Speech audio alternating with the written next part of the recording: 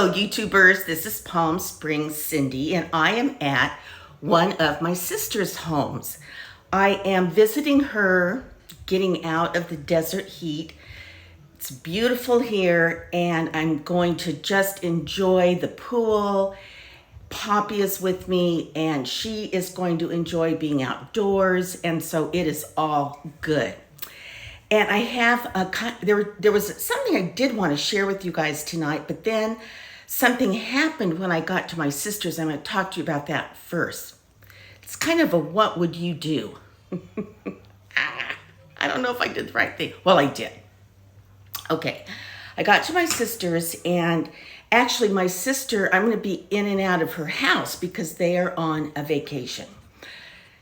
So they knew I was coming, and they gave me all the info, and their boys are going to be coming in and out. And so anyway, I arrived, and when I got here, I unlocked and I watered, and I checked everything I was supposed to check right away. Well, when I got here, there was like this really loud music, and I thought, what's going on? So anyway, I was out in the backyard, and I had two dogs with me, Poppy and their dog. And so I went outside in the backyard, and with really loud music, and it was rap music.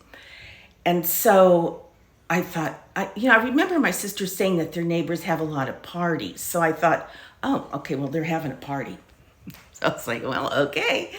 So anyway, I was here. Well, as I was here, the music became louder and louder.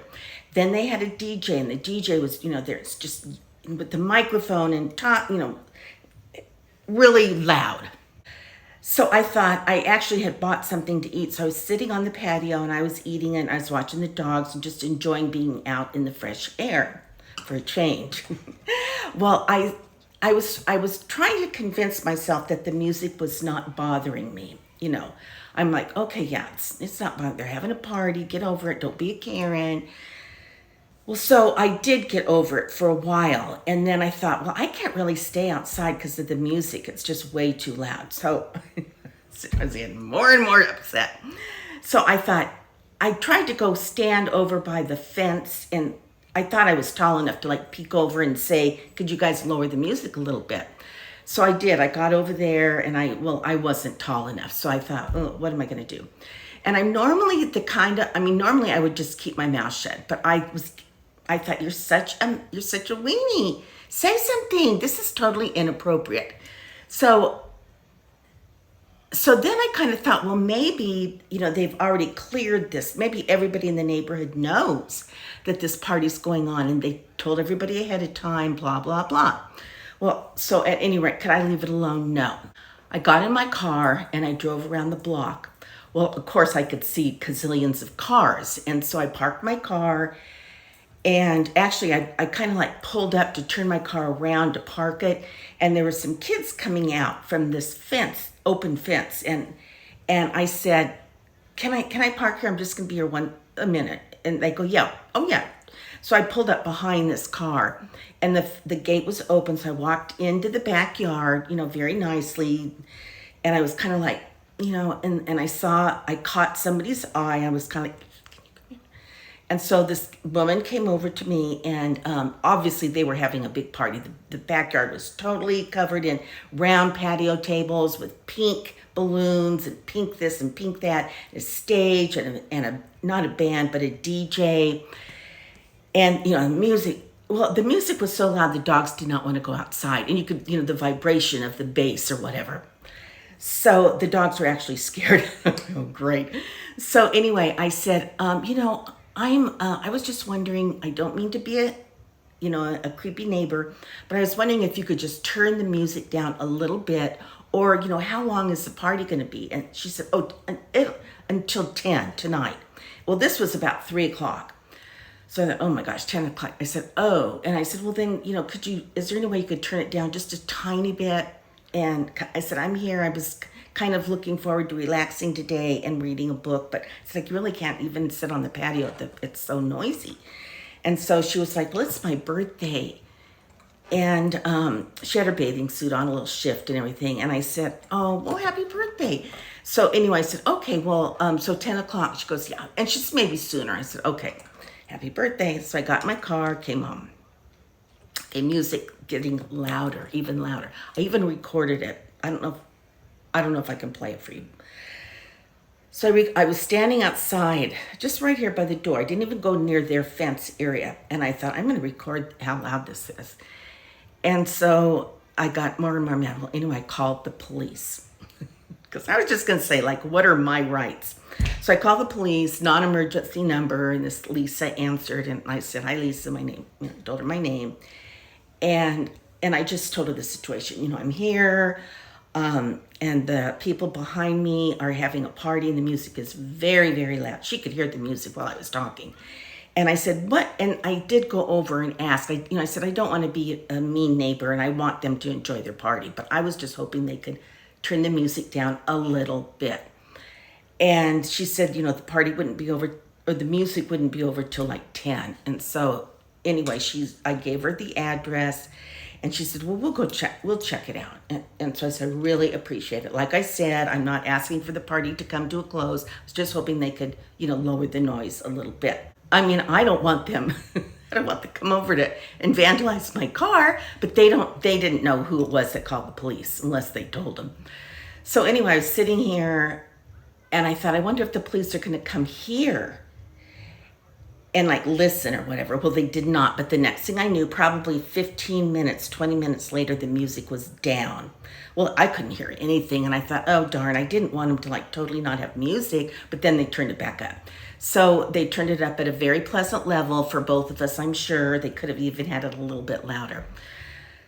But, I know like in our HOA that, and even in my other one, 10 o'clock is the city limit for the music and the party noise, I'll say. So I just, but I thought, how much noise does the neighbor have to tolerate?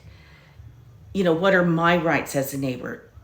So with making sure they have their rights as well. Okay, that's all. What would you have done? I don't know. Alrighty, so I wanted to mention that because, it's kind of on my mind. So in one of my last videos, I mentioned my grandmother. And I want to talk a little bit and give you the story of my grandmother, Gladys. And as Gladys would say, oh, you mean I have a nickname. And I'm like, you do? Like, I'm thinking Gladys. And she goes, Happy Butt. I'm like, okay, you do have a nickname. So Happy Butt, my wonderful grandma Gladys. And I have in fact, I'm going to show you this picture so you'll know who I'm talking about. Look at her. This is totally her. Look at that. Was she just darling? And so she was the one that married my Grandpa Johnny. Grandpa Johnny was a lot younger than Grandma Gladys.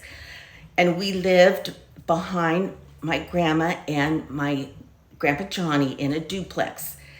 And then from there, we moved around the block. From there, we moved to Mississippi. And then from Mississippi, we moved back to California. All that to say that we always lived near my grandma and grandpa. Down the street practically, except for the years we were in Mississippi. But even then, they would come out for like a month at a time. And that gives me another memory. So my grandmother was some of my earliest memories. She could be a real biatch. And one of the things that she did that was kind of of course she would do this. What am I thinking? Like since we lived behind her when I was a little girl in the duplex, she would take a nap and she would watch a movie. She would tell my mom, Jerry, I'm taking my nap. I'm going to watch a movie. She'd watch the old TCM movies and, tell the kids to be quiet. So my mom would be like, okay. So then, she would say to me, be quiet, because my grandma's window was right by her porch. So if we were going to go outside and play, chances are we would be talking while we went down the porch and we'd be screaming and yelling, my turn, catch me, find me, whatever, right outside. So anyway, we had to be quiet and, that was a big thing. Well, we never had babysitters. I think I could count on my hand 3 times in my life that we had a babysitter. But once once or twice, my grandmother babysat me. I don't know where my older sister was. Maybe she was at a girlfriend's house. But it was when my parents would go to Las Vegas once in a blue moon, and I remember I'd be so excited because they would always come home with silver dollars, and they'd give me one or two silver dollars. Of course, those are like, were huge, and I loved them. So when my grandma would babysit me that one time, and I've already told this story, she was, well, everybody smoked in those days. So she would have like those cigarettes, really pretty cigarettes in this long flat box. And they were pastel colors with gold filters. So she would and she had these beautiful ashtrays. If you guys remember, those were in the early 50s. Everybody smoked. They had those beautiful glass ashtrays, or the ones on a stand that like you press the button and the thing opened up like that. Put your ashes in there. So she would say, she would let me smoke cigarettes with her. I mean, I was probably 7 years old, if that. And she'd say, "You want a cigarette?" And of course, I was fascinated. She'd just pick a color. And so I'd pick a color, and so she'd light it for me. We'd sit there and we'd smoke cigarettes together. Well, I just can't even believe it. And she did that more than once. So that was kind of something she did that was a hoot. She also let me drink coffee, and she was very, very thin and petite, but she always drank hot coffee in those percolator type coffee pots on her oven, and then on the top of her stove. And then she always had cream and sugar on her little table. She always had like her salt and pepper and her cream and sugar. So of course it was yummy. I would watch her, and she would put 2 or 3 teaspoons full of sugar in her coffee, cream, stir it up. And of course, I would do the same. It would taste delicious, of course. I was a little girl, and I got to drink out of it. Then sometimes she got those little demi-tasse glasses out, and we would have coffee in those. Oh my gosh, I just remembered that. So, of course, that was a fun memory. And she also always had a box of See's candy. Now, for those of you who don't live in California or wherever else they sell See's candy, you're really missing out. It's a family-owned company, or it was, and they make the best candy. So at any rate, my grandma always had a box under her bed. So I would say, when I'd go over there, I'd go, "Grandma, can I have a piece of candy?" And she would say, "Oh, honey, you know where it is, but you only take one now, because that's Grandma's special candy." And I'd say, "Okay." And so she'd kind of follow me in there, and because I liked the ones with the nuts. So she would say, these are the ones you like. And so I'd take one of those. Oh, they were each in their little brown paper, that brown foil thing on the top. Well, anyway, it was just a real treat. And the other thing in her bedroom, she had a vanity. And on the top of her vanity were these beautiful soft sculptures where she would put her hat pins, because in those days, the women were still wearing hats. So she had these beautiful hat pins, and then in her closet, which was not very big in those days, my grandpa they didn't sleep in the same room. He had his bedroom, she had her bedroom. So her closet was all hers. So in the top of the closet, she had the most beautiful hat boxes. So she would I'd be like, "Grandma, will you get the hat boxes down?" Okay. So she'd get her hat boxes down, and like I'd take the lid off and all the tissue paper, stuffed in the hat and all around. And then I don't even think I put the hats on. I was just enthralled with the boxes, just like I was with cigar boxes. So I looked at all of her hat boxes, and we got them down. And then I think Grandpa, when he came home, he put everything back up on the top of her closet. I tried on, she didn't have really a lot of nice jewelry, hardly at all, but a lot of costume, fashion jewelry. And I would put it on, we'd get out it was like glass with gold, and you lift up the glass lid. It's like oval shape. I think I actually got that after she passed away. And so we picked that up and we put it in the living room, and we dump all the stuff out on the couch. I'd go through every piece, and also in those days they didn't have pierced ears, so they had the earrings that you kind of went like that. So I would put her earrings on, and all her necklaces, and Oh my gosh, I loved it. I just loved touching it and feeling it. A lot of it was just rhinestoney stuff, but it was shiny. It looked beautiful to me. So that was a favorite memory. And I even remember when she had a washer and dryer, that it was an actual washer where you fed the clothes through and you went like this and it squeezed out the water. Yeah. And then she had a clothesline in her backyard, and then she'd take, I don't think she had a dryer, at least I don't remember until later. And then she'd take the clothes out and we'd hang them up just like in the movies. Big basket, the clothes would be in that, and you put the clothespins. And so sometimes I would help her do that, her hand or the clothes or whatever. And so I remember fondly like the clothes swaying in the wind. They had a beautiful backyard, nice and big, and my grandpa kept it immaculate. So those were some fun memories. She was also a baker, and she baked chocolate pie. And one time, this is part of her nastiness. One time she had this chocolate pie, and my sister and I, she cut it and gave us each a piece. Well, anyway, we must have started fighting about whose piece was bigger. So she just took our plates and dumped our pie in the sink. And she said, "Never you mind." We're like, what? And she goes, "Don't be fighting over whose piece of pie is bigger. That is not polite." So I'm like, okay, never doing that again. So when I got older,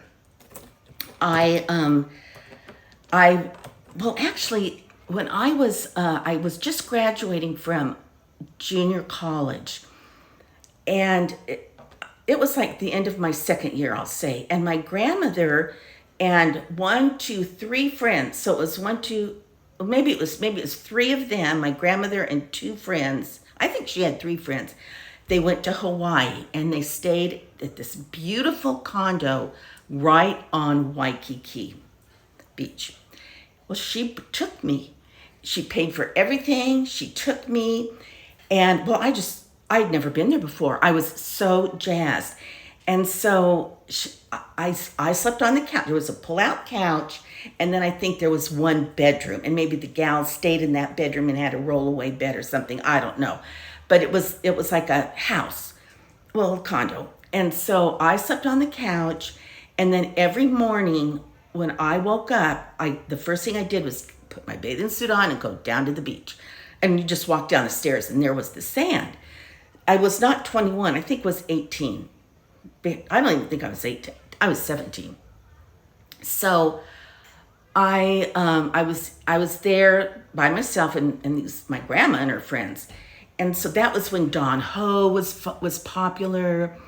And so what I did, and they appreciated it, every morning I got up and I made a big pot of scrambled eggs. I put butter in the pan, I added some milk, salt and pepper, scramble. I may have even made coffee in the coffee pot. I don't remember that part. I do remember the scrambled eggs. And because I needed breakfast, so I'd eat a little plate of scrambled eggs, leave the rest for them, and then so that when they woke up, they could put some toast in and they had their eggs. And so I met these 2 gals when I was sitting on the beach. I met a lot of people, but two gals also, they were graduating. It was their college graduation gift to go to Hawaii.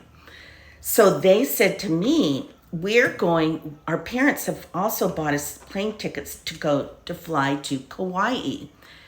Why don't you come with us? You can stay in the hotel room with us. It's already paid for if you get your plane ticket, and the plane ticket is $12. So I was like, I have no money, and my grandma's paying for everything, but I'll ask her.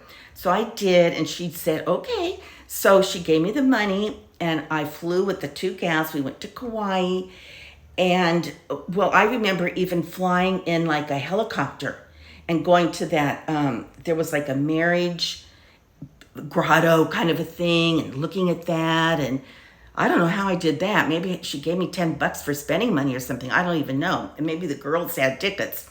But so that was really fun. Then we flew back to Waikiki. So my grandma paid for me to go to Hawaii with her and her lady friends. And she did say, I want one night with you.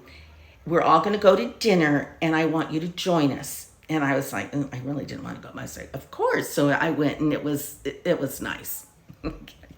I couldn't wait to get back and go walk the beach or whatever. Okay, let's see what else. Okay, another thing that she did that you'll know what I mean. When I transferred to San Diego State, I was there for one semester, January through June. I was a mid-semester graduate from junior college. So Jan to June, I went to San Diego State, loved it, loved it, loved it. Came back and I had a job for the summer, and then I could go back to San Diego State. Well, my father lost his job, and my parents could not afford to send me back to college. And I was devastated. Oh my gosh, what am I going to do? So anyway, I talked to my grandmother, and I said, you know what, Grandma, I've already been there for a semester, and I know I can get a job. And if I can get a job, then I'm out. I'm out of the house, and I've got a job. And so I said, but I need tuition for the first semester. And at that point, it was like maybe $175. I didn't have a parking structure. I didn't need parking. I bought used books and, the tuition. But I did not stay in the dorm. I got an apartment with a friend that I had met, a gal from my dorm. And so my grandma said, okay, honey, not a problem. And Grandpa and I will pay for your first semester. And I was thrilled. So I got to go back to college, and I did. I got a job. By that November, I had a job. In fact, I ended up having 3 jobs, like a teacher assistant, a good job as a hostess in a restaurant, and I forget what else I did. A substitute taught, but that wasn't right away. Anyway, I made enough money. So then I was on my own. But you know what else she did? Every Saturday morning for every year I was in college, away in college, she sent me $5, and it always arrived on Saturday morning. So if I had girlfriends that were going out to breakfast or something, I could afford to go. And it was just, I would kind of forget about it, and then I'd get a letter from Grandma. Those were in the letter writing days, and I'd open it, and there'd be a $5 bill in there, and it was just like, whoa, I just loved it. And that was just so thoughtful, and it meant so much to me. So, okay, that was another great thing she did.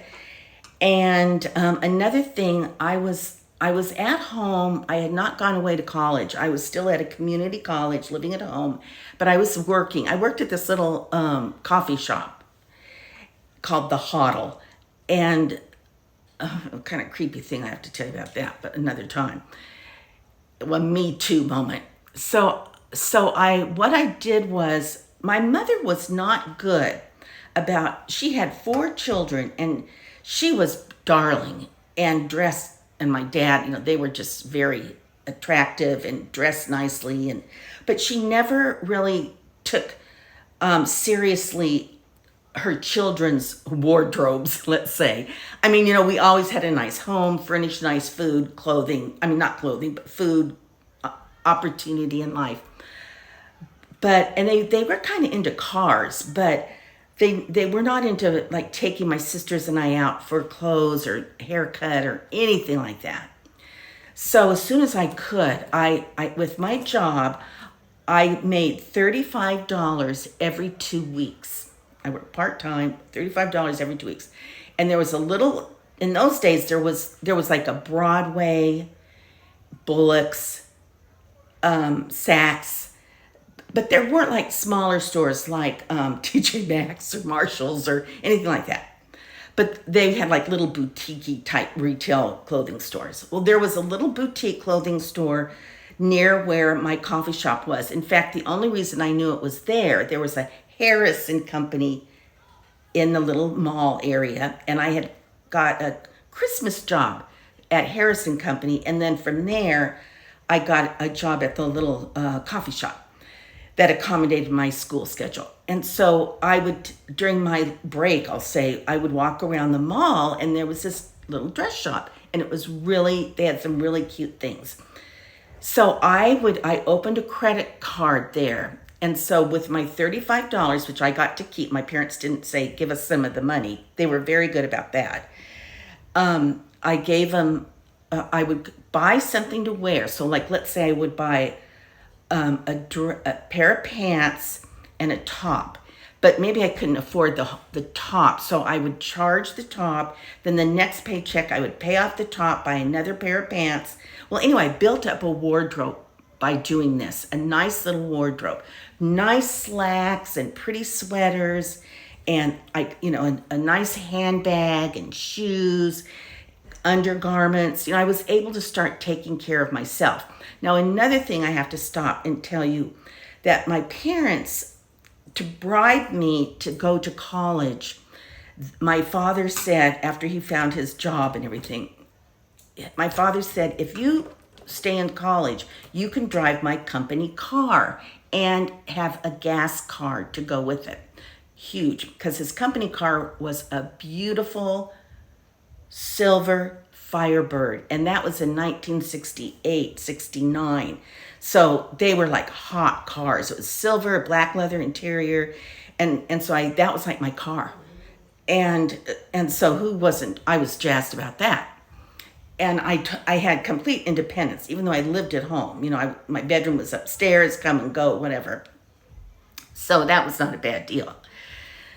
So, okay, while I was amassing my little wardrobe, I saw this jacket. It was a leather jacket, blazer. It was beautiful. And I wanted it so badly, but it was $75. I mean, it was so expensive. And so I thought, but I would go look at it. Well, anyway, long story short, I asked my grandmother for $50 because I really wanted this jacket. And she said, okay, honey. So she gave me the money, and I was able to get this jacket. And, it was just so wonderful. I so appreciated it.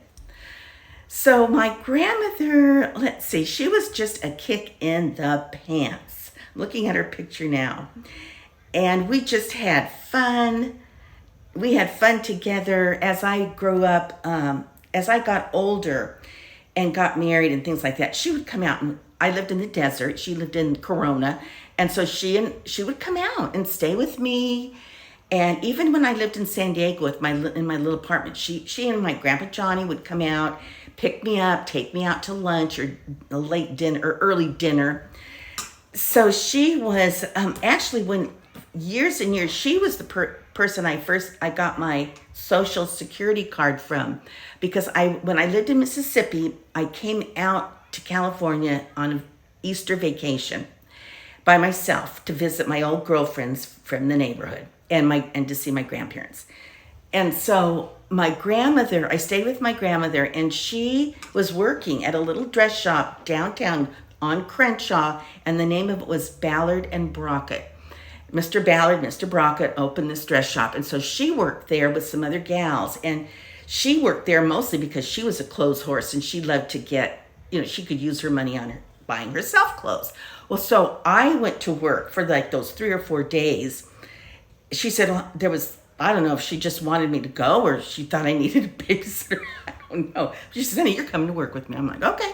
So then she said, no, Mr. Ballard, what about my granddaughter here? She can be a sales girl. And he goes, well, she has to have a Social Security card. Do you have one, young lady? And I was like, no. So anyway, that's when I got my Social Security card. I was, junior high practically. I probably needed a work permit, but didn't get one. Maybe I did and don't remember. So, and that was a kick in the pants because I ended up buying like 2 really cute outfits that were bell-bottom pants and like hip teenager type clothes. And I'd never had anything like that before. So that was fun. And so my grandma was just, when my siblings and I start talking about her, we have to laugh. And another fun thing about my grandma was she was a jokester. She had a cute sense of humor. And I keep going like this because her picture's right here. And when my grandfather ended up building 4 apartment units in their backyard because he had it when we lived, they always lived in that duplex. And then when we moved out, a new tenant moved in. And then my grandpa built 4 units because remember, it was right by the LA airport.